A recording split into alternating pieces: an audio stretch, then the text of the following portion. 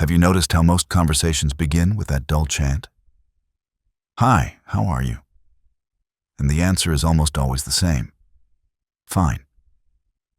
But rarely is anyone fine, and rarely does anyone even care to know.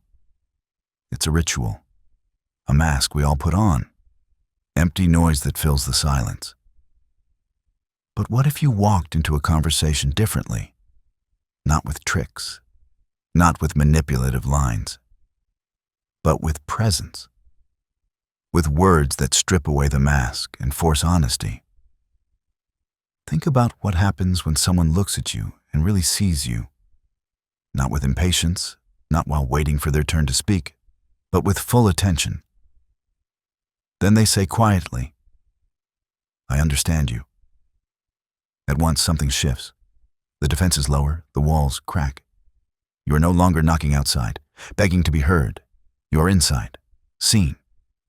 And in that moment, there is relief, because being understood is rarer than love itself. The truth is, most of us live surrounded by people yet remain starving for connection, because no one pauses long enough to say the words that matter. To be understood is to be told that your inner world is not absurd, that your feelings are not a mistake. And when you give this to another, you become unforgettable. You bypass charm.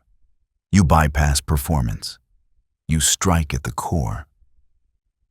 When you say, "I understand," the storm inside them softens. Their chaos loses its grip.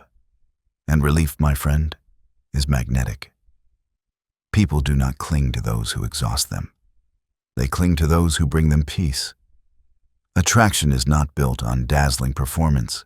It's built on presence, the kind of presence that makes others feel safe to rest.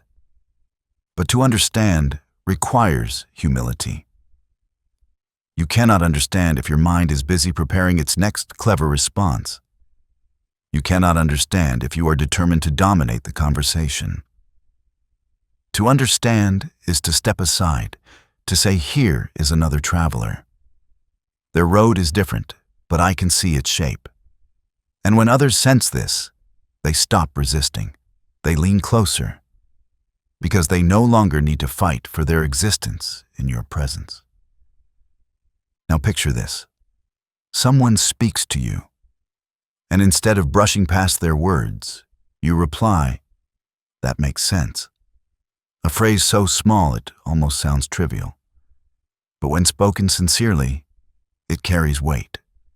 What you're really saying is, "I've heard you. I've followed your reasoning. I see why you think that way." And for most people, that simple recognition is a gift they almost never receive. We live in a world where words vanish into a void. People speak, but no one listens. But when you tell someone that makes sense, their mind quiets. Their heart softens. They feel accompanied, no longer wandering alone. This doesn't mean you agree. It doesn't mean you think the same way.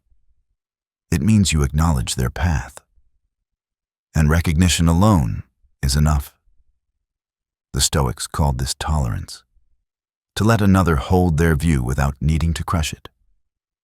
Marcus Aurelius reminded himself daily, you cannot control the minds of others, only your own. So let them think as they will, and when you honor that, they feel safe. And people remain where they feel safe. But remember, if you toss this phrase carelessly, it dies on your lips. You must mean it. You must listen not just to the words, but to the silence between them.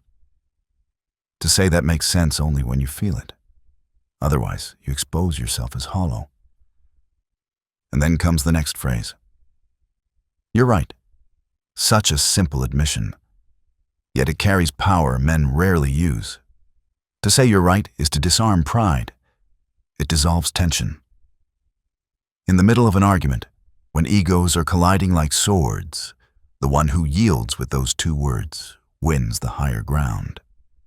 Because what most people truly want is not victory, but validation. Seneca once said, "A great mind is not concerned with appearing to be right, but with embracing what is true." To admit someone else has spoken truth shows strength, not weakness. The insecure guard every inch of ground. The wise know when to bow. And paradoxically, those who bow are remembered as stronger, because they are not enslaved by pride.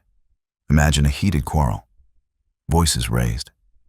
Then suddenly you say, "You're right about that." Silence follows. Defenses collapse, and the one across from you feels safe. Safe, because you are not there to crush them. You are there to recognize truth wherever it appears, and that makes you irresistible, not as a rival, but as an ally. Then there is the word most neglected of all. Listen, a word so small it feels absurd to point out, yet it is rarer than gold. We live in constant noise, endless chatter, but few truly listen. To listen is not to wait for your turn to speak. It is not to nod politely while crafting your next reply. It is to step fully into another's world without the need to rearrange it. When you say, "I'm listening," and you mean it, you offer a gift that almost no one receives. And that gift is magnetic.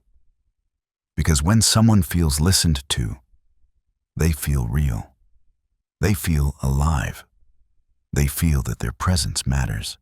And once you've given someone that feeling, they will return to you. Not because you impressed them, but because you gave them rest. Epictetus taught, "We have 2 ears and 1 mouth, so we may listen twice as much as we speak." Yet most men do the opposite. To be the rare one who listens is to stand out as water in the desert. Those who meet you will wish to stay near, because you have become the one who allows them to exist without interruption, without judgment. And that, more than anything, is love in its purest form. Now there is one more phrase, a phrase that breaks the dull ritual, that jolts people awake. Tell me something good.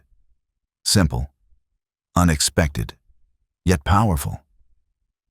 Instead of repeating the dead script, "Hi, how are you?" you say, "Tell me something good."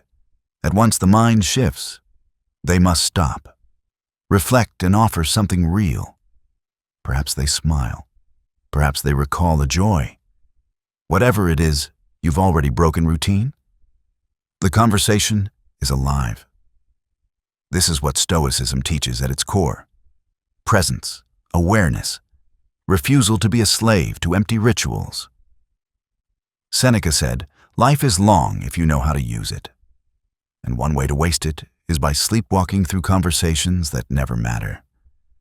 But when you dare to be present, to ask differently, to listen fully, you awaken not only the other person, but yourself. So remember these words. I understand. That makes sense. You're right. I'm listening. Tell me something good. These are not tricks. They are not tools of manipulation. Their power lies in sincerity. Used well, they dismantle arrogance, dissolve loneliness, and turn strangers into allies. They shift conversations from empty noise into living connection. And here is the revelation. Attraction is not built on trying to be magnetic. It is built on giving others the rare chance to feel alive in your presence. When you understand, when you recognize, when you listen, when you make space, you do not need to chase. People will seek you, because with you, they find something they cannot find anywhere else. Relief. Attraction is not performance. It is recognition. And recognition is power. If this opened your eyes, don't let it end here. Subscribe now for more Stoic strategies to master yourself and command respect without effort. And tell me in the comments, which phrase hit you hardest? Type it out. Claim it. Because the moment you put it into words, you begin to live it.